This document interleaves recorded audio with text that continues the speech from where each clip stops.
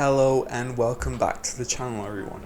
Now today we're going to be talking about cryptocurrency in the world of football and why I think it could potentially be the future and we're just not ready for it yet. Now before I start the video, I would like to give out a little shout out to my friend Idris Braham, who's already been on the channel, who has just started a Twitter account looking at stadiums from around the world. I'll put the link in the description below.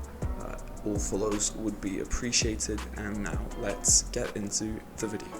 Now, on first glance, football and blockchain have absolutely nothing in common, and combining the two would seem pretty ridiculous.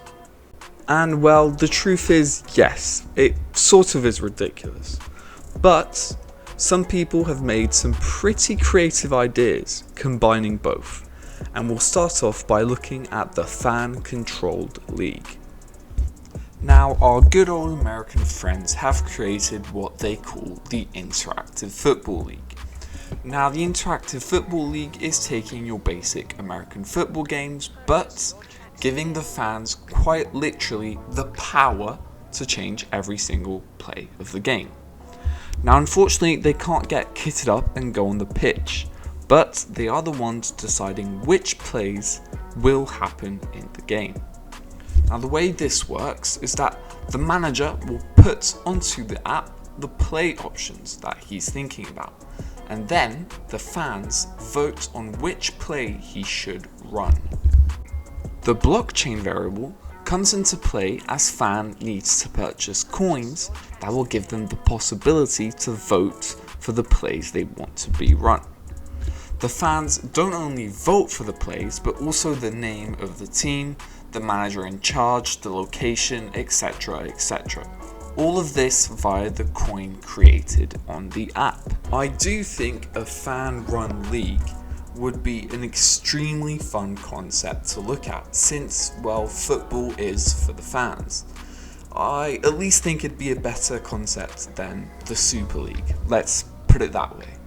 If we look at this with a European football perspective, it would be as if you were able to vote for the team starting 11, what formation you'd play in, what subs you'd bring in, etc.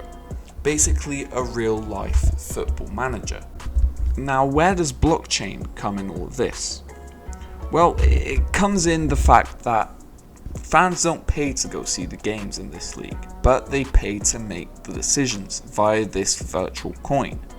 And that's the way the clubs actually make money, by selling these virtual coins for the fans to make their decisions.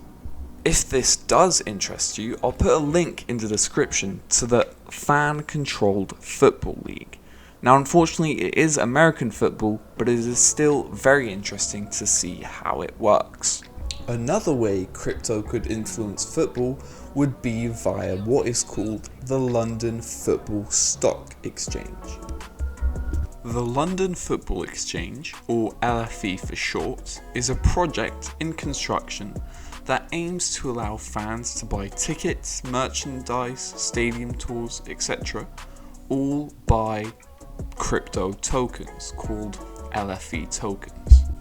An interesting aspect of this project would be that LFE want to allow players to use their tokens to finance themselves. Look at it like this. A player would give LFE coins to an investor who would give him money to grow his career. When that player grows his career and gets a salary, the part of the LFE coin he gave to that investor will now be worth a percentage of the salary he has. You just have to imagine if you had invested 20 years ago in Messi, and now your return on investment would be huge. Unfortunately, after trying to research them again for this video, they seem to have disappeared. Their website doesn't exist anymore, and the last information about them is in a video of a shady guy on YouTube. We'll see if they can show signs of life again, but the concept is still interesting to think about if anyone out there is thinking to reboot it. Finally, one of the most well-known aspects of cryptocurrencies or blockchain in the sports world today is via online trading cards that can sort of be compared to NFTs. Topshots is an online card trading website created by the NBA, which allows you to buy packs which give you cards, or moments as they're called, that have a certain value. This value is determined by the serial number attached to the cards, giving them more or less rarity to the moment. This might seem a bit ridiculous, but one moment got sold for $208,000 recently, really showing the power that this industry already has. You could easily see this put into place in the Premier League, for example, where instead of having match attacks, you'd have online match attacks, which would have a certain value like the real life cards do. All of this can be run by a league or a club, giving them the potential arrival of a new money source where you or me will buy this moment or virtual card to have later on and give our money to the Premier League, the Bundesliga, etc. in exchange for these moments. In conclusion, all of this seems a bit far-fetched and maybe far away as of now. But there is a world where you can imagine that you'll be picking England's starting 11 for the next World Cup final, or even buying Bitcoin to use on the England FA app. All of this could maybe become a reality 10-20 years from now. I guess you'll just have to keep on thinking about this video, and when all of this does come true in 10 years, you'll be saying thank you to Couch FC.